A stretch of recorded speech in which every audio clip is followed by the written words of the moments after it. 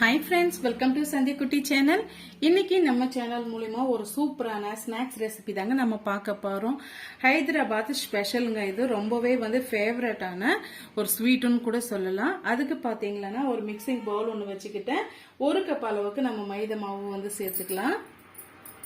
நம்ம என்ன இன்கிரீடியன்ஸ் சேர்க்கிறோம் அப்படின்னு சொல்லிட்டு பார்க்கறதுக்கு முன்னாடி நம்ம சேனலை சப்ஸ்கிரைப் பண்ணாத நண்பர்களா இருந்தீங்கன்னா ப்ளீஸ் சப்ஸ்கிரைப் பண்ணிக்கோங்க. பெல் ஐக்கானை கிளிக் பண்ணி விடுங்க. அப்பதான் நான் போற வீடியோ நோட்டிபிகேஷனா சேரும். நீங்க ஏதாவது ஒரு கப்போ இல்ல மெஷர்மெண்ட் வச்சிருக்கிற கப்போ எடுத்துக்கிட்டு அதாலே எல்லா அளவுகளையும் நம்ம அளந்து எடுத்துக்கலாங்க. இப்போ 1 கப் அளவுக்கு நான் மைதா மாவு எடுத்துக்கிட்டேன்.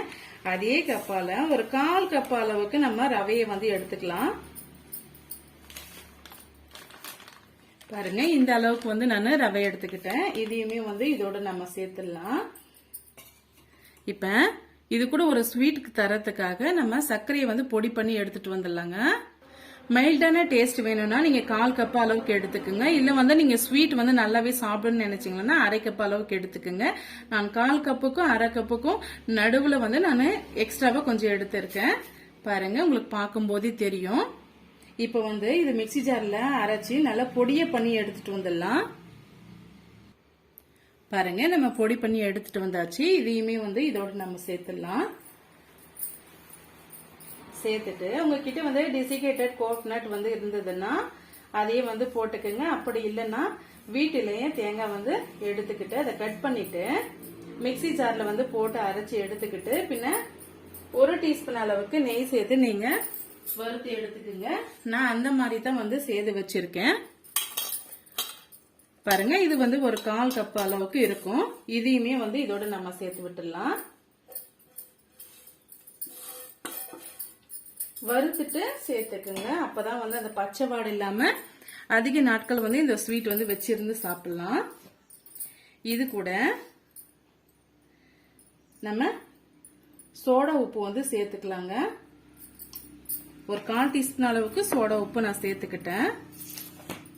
ஒரு ஃபிளேவர் கொடுக்கறதுக்காக ஒரு 1/2 டீஸ்பூன் அளவுக்கு நம்ம சோம்பு சேர்த்துக்கலாம். அதை கிரஷ் பண்ணிட்டு சேர்த்துக்கோங்க, நல்லா வாசமா இருக்கும்.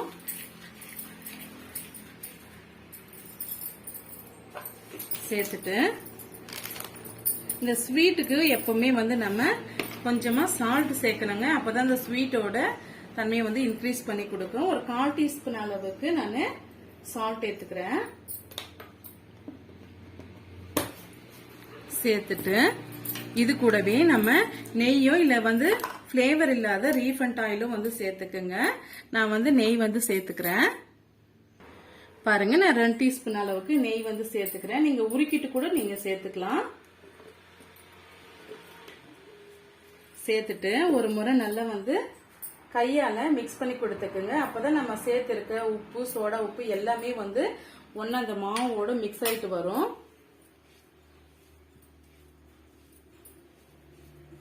நல்லா கிரஷ் பண்ணி இது போல நல்லா மிக்ஸ் பண்ணி விட்டுக்குங்க.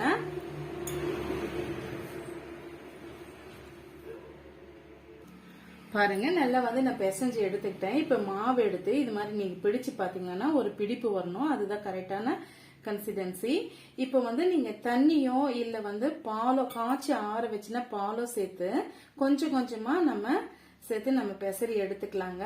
அதிகமான தண்ணியோ பாலோ சேர்த்துட்டீங்கன்னா ரொம்ப ஸ்டிக்கியா வரும். இது நம்ம ஒரு திக்கான பக்குவத்துக்கு தான் நம்ம பிசைஞ்சு எடுத்துக்கணும். அப்பதான் நமக்கு அந்த ஸ்வீட் நல்லா கிறிஸ்பியா கிடைக்குங்க.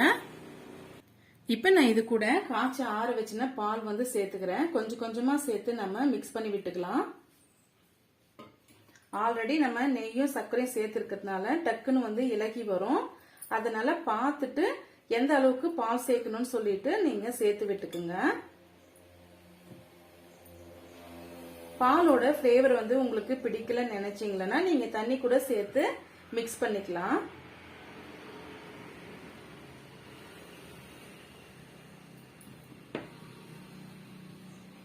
சர்க்கரை இலகி வருங்க. நீங்க பார்த்துட்டு கேர்ஃபுல்லா நீங்க பாலை சேர்த்துக்குங்க.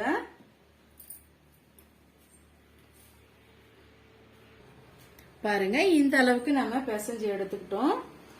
இதை விட நீங்க இலக்கமா பிசைஞ்சு எடுத்துக்கிட்டீங்களா கிறிஸ்பியான ஸ்வீட் வந்து நமக்கு கிடைக்காதுங்க. நான் வந்து மொத்தமா அரை கப் அளவுக்கு பால் எடுத்துக்கிட்டேன். எனக்கு இந்த அளவுக்கு பால் வந்து மீதம் வந்திருக்கு. அப்ப 1/4 கப் அளவுக்கு பால் வந்து கரெக்டா இருக்கும். இப்ப இது ஒரு மூடி போட்டு ஒரு 20 நிமிஷம் கழிச்சு நம்ம பார்க்கலாங்க. இப்ப நம்ம க்ளோஸ் பண்ணி வைக்கிறதுக்கு முன்னாடி கொஞ்சமா அந்த மேல் மாவு காஞ்சி வராம இருக்கிறதுக்காக நெய் வந்து அப்ளை பண்ணிக்கோங்க. அப்ளை பண்ணிட்டு மாவு சுத்தியும் வந்து இது போல நீங்க அப்ளை பண்ணி விட்டுக்குங்க. அப்பதான் வந்து மேல் மாவு காஞ்சி வராம இருக்கும்.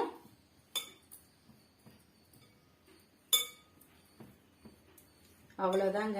இப்போ நம்ம ஒரு 20 நிமிஷம் கழிச்சு பார்க்கலாம். ஒரு மூடி போட்டு க்ளோஸ் பண்ணி வச்சுக்கோங்க. பாருங்க, ஒரு 20 நிமிஷம் ஆயிடுச்சு. இப்ப நம்ம ஓபன் பண்ணி பார்க்கலாம். மாவு நல்லாவே வந்து ஊறி வந்திருக்கு பாருங்க. இப்ப நம்ம கிச்சன் டேப் வந்து நல்லா கிளீன் பண்ணி தான் எடுத்து வச்சிருக்கேன். இப்ப கொஞ்சமா வந்து மைதா மாவை அப்ளை பண்ணி விட்டுக்கலாம், கீழே ஒட்டி வராம இருக்கிறதுக்காக. இது போல ஸ்ப்ரெட் பண்ணி விட்டுக்குங்க.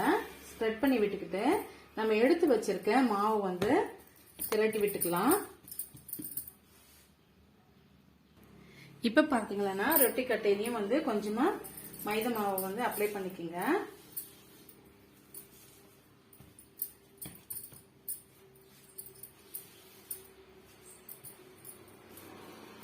இப்ப ஒரு நம்ம பிஸ்கெட் எல்லாம் செய்வோம் இல்லைங்களா, அந்த திக்னஸ்க்கு நம்ம திரட்டி விட்டுக்கலாங்க.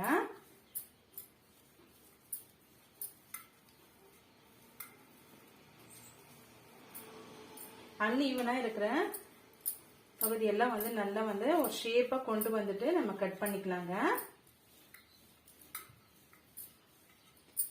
இடையிடையே கொஞ்சம் பிசுப்பு தன்மை வந்ததுன்னா நீங்க மைதா மாவு அப்ளை பண்ணிட்டு இது போல திரட்டி விட்டுக்குங்க.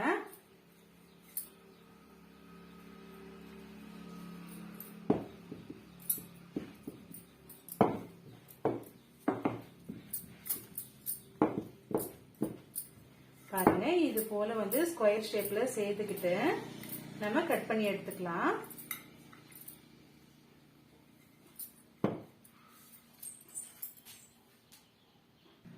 பாருங்க, எக்ஸ்ட்ரா இருக்கிற இந்த அன்ஈவனா இருக்கிற மாவுல நம்ம தனியா பிரிச்சு எடுத்துடலாங்க. நம்ம திரும்பவுமே திரட்டி எடுத்துக்கலாம், ஒன்னும் பிரச்சனை இல்லை. அப்பதான் பார்க்கும்போது ஒரு நல்ல ஒரு ஷேப் வந்து நமக்கு கிடைக்கும்.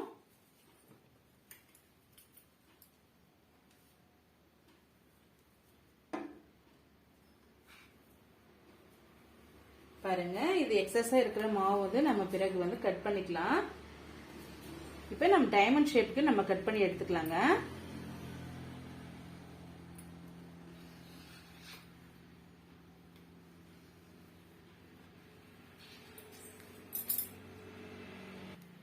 பாருங்க, டைமண்ட் ஷேப்புக்கு நம்ம கட் பண்ணி எடுத்துக்கிட்டோம்.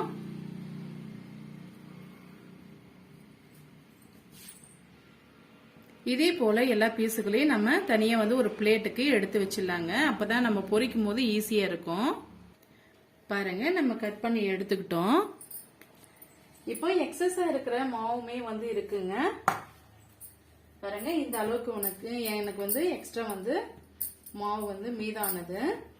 நம்ம அன்ஈவனா இருக்கிற மாவுல நம்ம எடுத்து வச்சிருந்தீங்களா, அந்த மாவு தான். இப்ப இதுவும் வந்து அதே ஷேப்புக்கு நம்ம கொண்டு வந்து திரட்டி எடுத்துக்கலாம். இப்போ நம்ம ஃபர்ஸ்ட் பேட்சை வந்து நம்ம போட்டு எடுத்துக்கலாங்க. இப்ப பாத்தீங்கன்னா ஆயில் வந்து நம்ம பொரிக்கிறதுக்காக சூடுபடுத்திருக்கோம். ஹை ஃப்ளேம்ல வந்து இருக்கக்கூடாதுங்க. ஏன்னா வந்து மைதா மாவுன்றதுனால டக்குன்னு வந்து மேல் மாவு கருகிட்டு உள்ள இருக்கிற மாவு வந்து வெந்து வராம வரும். அதனால மீடியமான ஃப்ளேம்லயே தான் இருக்கணும்.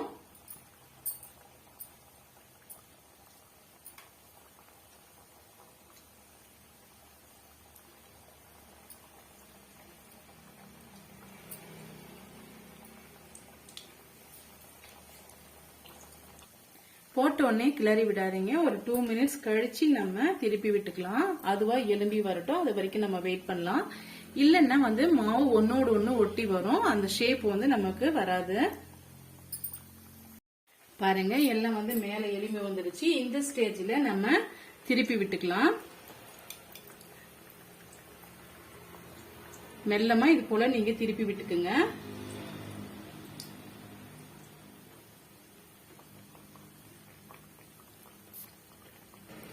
பாருங்க நல்லா வெந்து வந்துடுச்சு. இப்ப நம்ம எடுத்துக்கலாம்.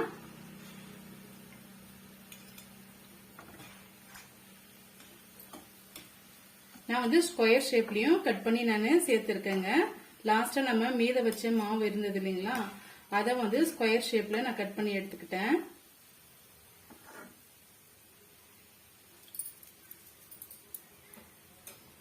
பாருங்க சூப்பரா வந்து ஹைதராபாத் ஸ்பெஷல் ஸ்வீட் வந்து ரெடி ஆயிடுச்சு. சிம்பிளான ஈஸியான மெத்தட்ல Hyderabad special kaju katli sweet recipe வந்து நம்ம சேனல் மூலியமா நீங்க பார்த்திருக்கீங்க. இந்த ஸ்வீட்டை பார்த்தீங்களன்னா நம்ம ஸ்டோர் பண்ணி வச்சிருந்து 1 month வரைக்கும் கூட சாப்பிடலாங்க. ரொம்பவே டேஸ்டியா இருக்கும். இந்த ரெசிபி உங்களுக்கு பிடிச்சிருந்தா மறக்காம சந்தியா குட்டி சேனலுக்கு சப்ஸ்கிரைப் பண்ணுங்க. ஃப்ரெண்ட்ஸ் அண்ட் ஃபேமிலியோட நிறைய ஷேர் பண்ணுங்க. தேங்க்யூ ஃபார் வாட்சிங். Thank you my friends. பை.